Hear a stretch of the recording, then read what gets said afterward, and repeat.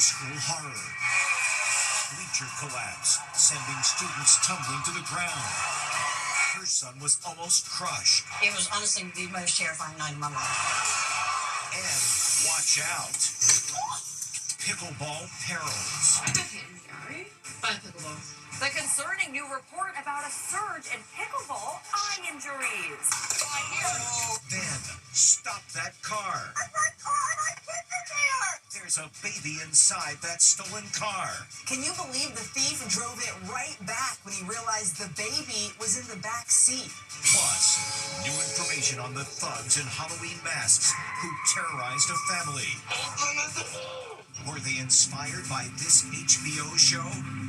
Then, concern for Victoria's Secret supermodel Bella Hadid. Were her angel wings too heavy after her hospitalization with Lyme disease? Plus, what happened to Kada? The desperate search for the kidnapped young woman. And chilling video of the suspect.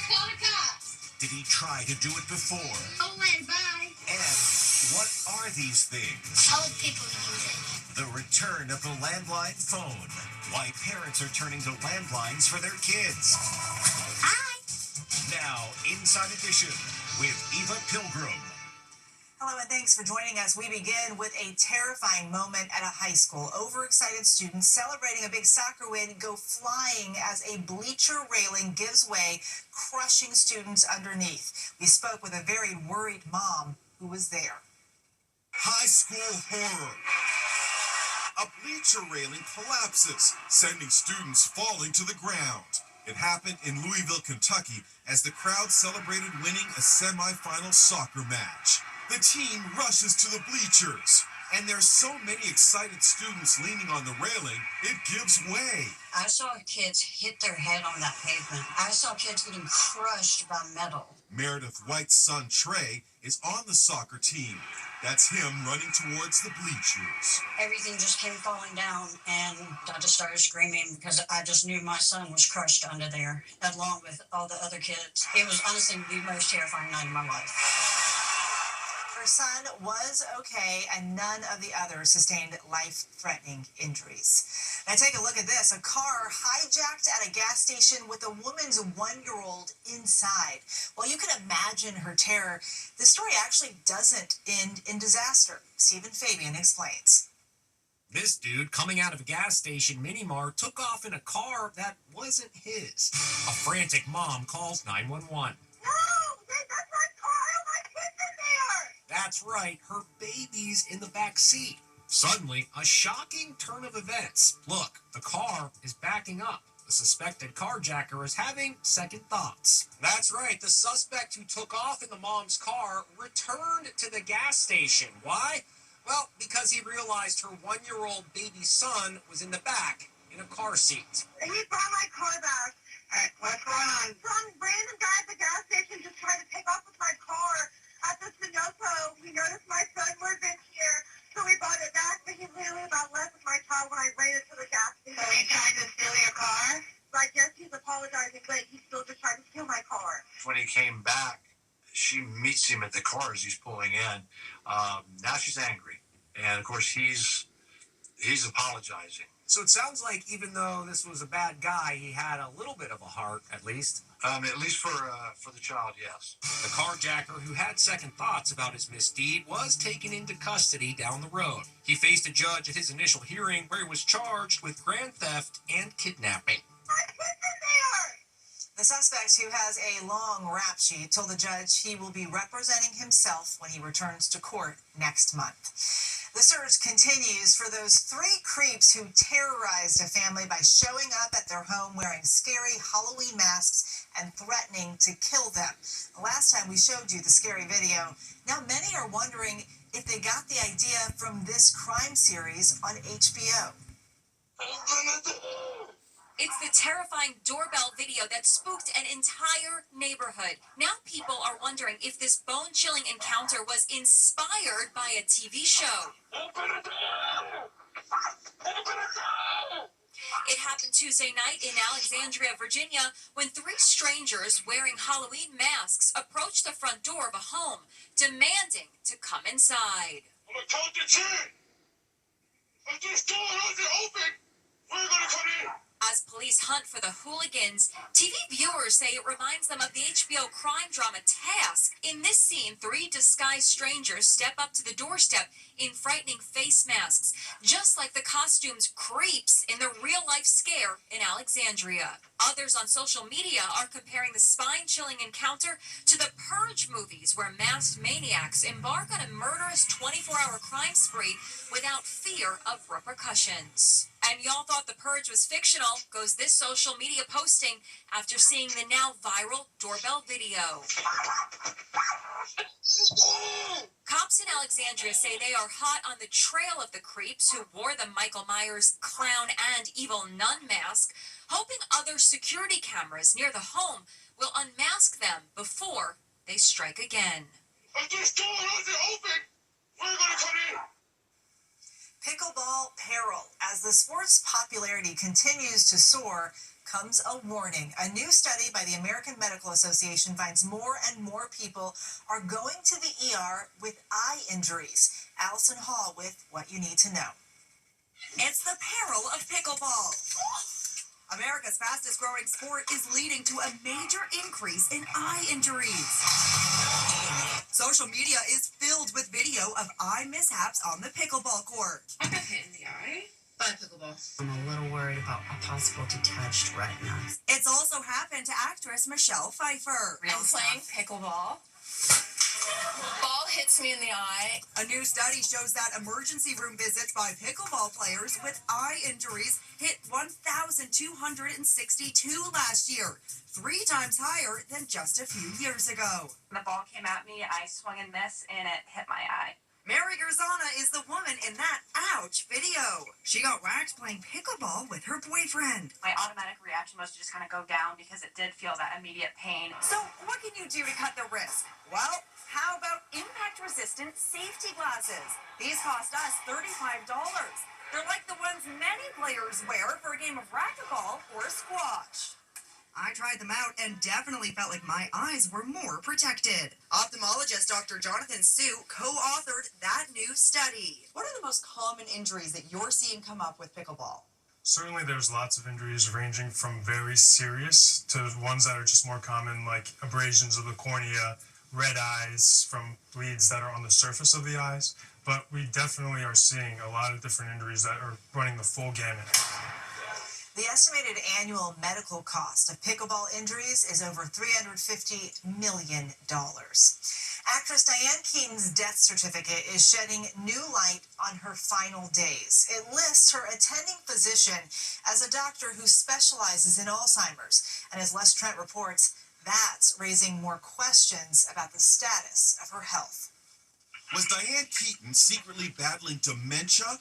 Her death certificate lists her cause of death as primary bacterial pneumonia.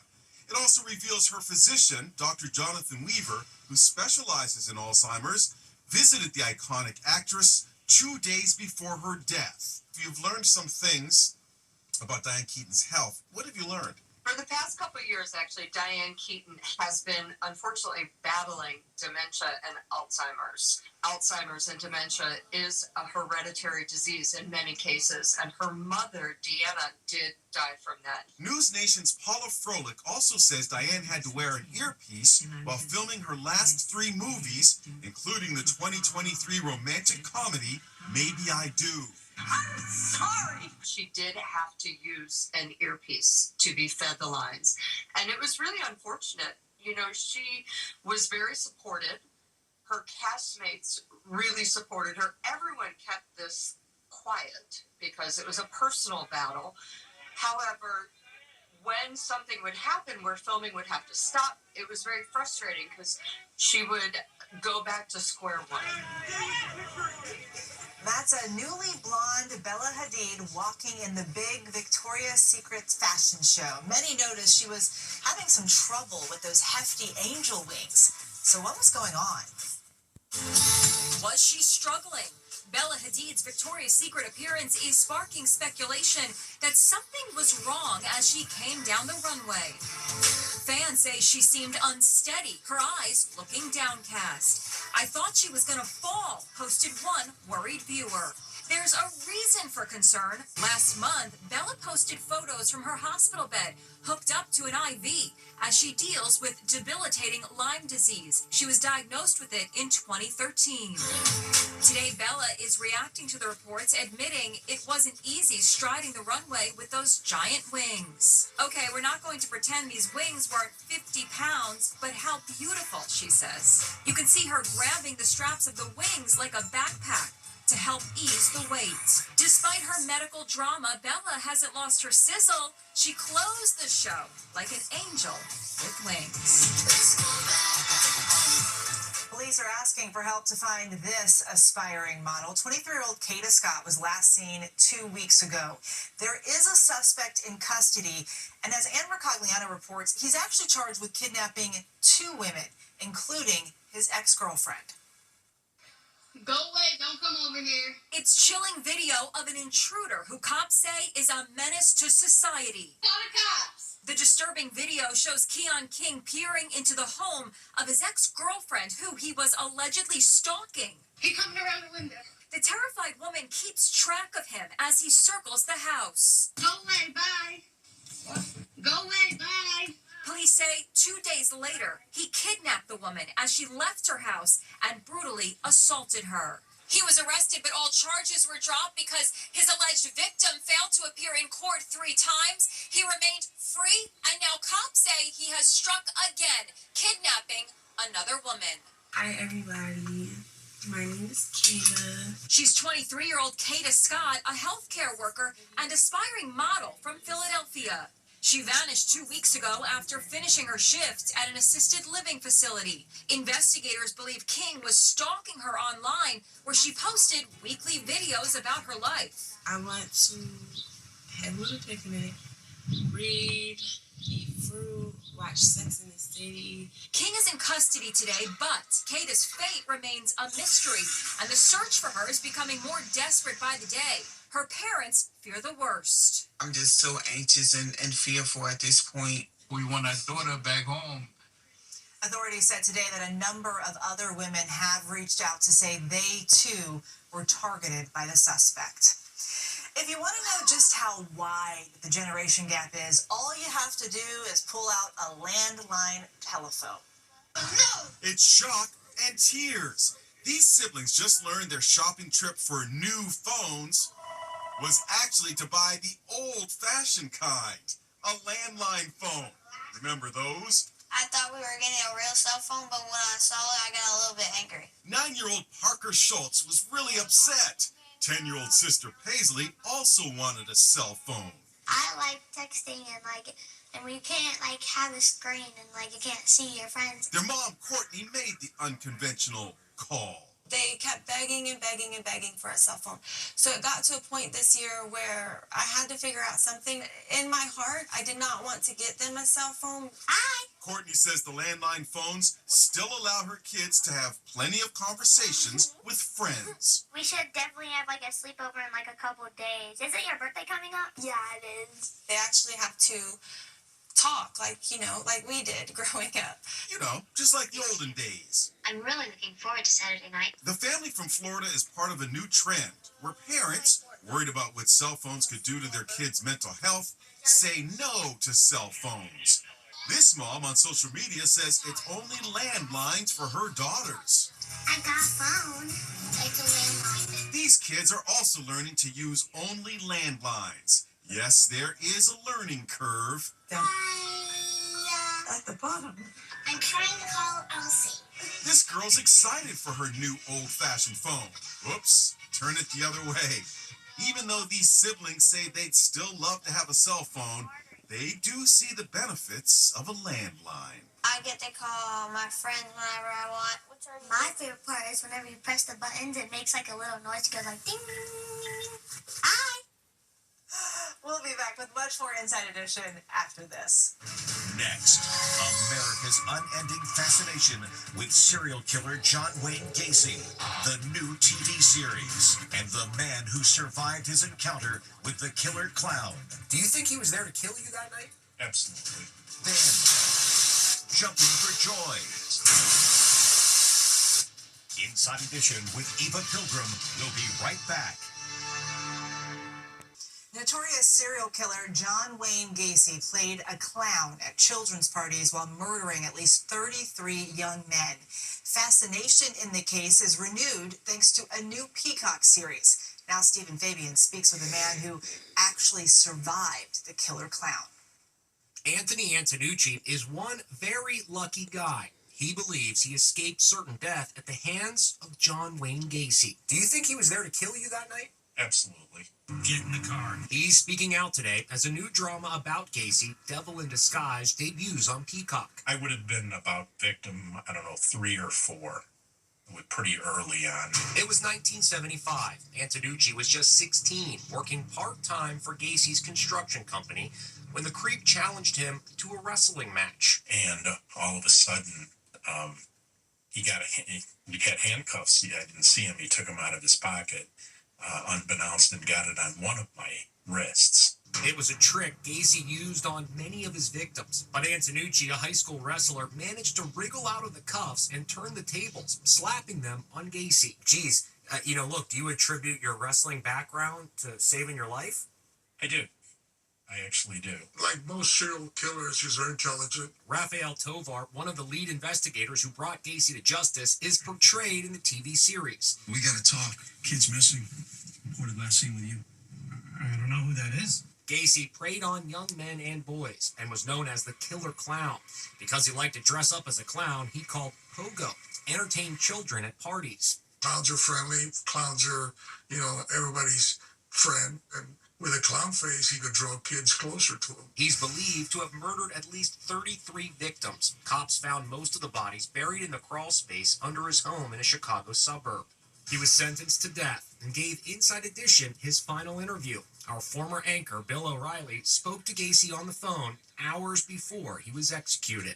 Do you feel any sense of remorse about anything that's happened here? Well, considering I've never had a fair trial, how am I supposed to feel? Even at this late date, you still say that you are innocent. I will go to my death that way. The 8-part series Devil in Disguise is streaming now on Peacock. When we come back, the leaf-jumping dog, Charming America. Jumping for joy. Stella the dog knows when it's fall. It's definitely her favorite season. Every year she bolts out of the house, leaping right into a gigantic pile of leaves in the front yard. And who could blame her? It sure looks fun. Stella began her leaps of joy when she was just a puppy, racing to the leaves at her home in Freeport, Maine. She's so happy, look at her tail wagging with her head buried in the leaves. It also makes for the perfect hiding spot. That's her with just her eyes and nose camouflaged in all of that foliage. We spoke to Stella's owner, Jody Hartman. She's just frolicking like she does, frolicking in the leaves. I don't know if it's the sound or the feeling or what it is. When did this all get started? I was just raking a leaf pile together, and she came running out of the house and just launched herself into it without any prompt at all. And I was like, I have to film this. We love Stella. Coming up, Grandma's surprise. Finally, she definitely didn't expect this. A family is waiting for Granny to show up for her big surprise birthday party. Shh, be quiet, here she comes. Guess you could say she was knocked off her feet. Don't worry, Grandma's okay. We'll see you back here next time.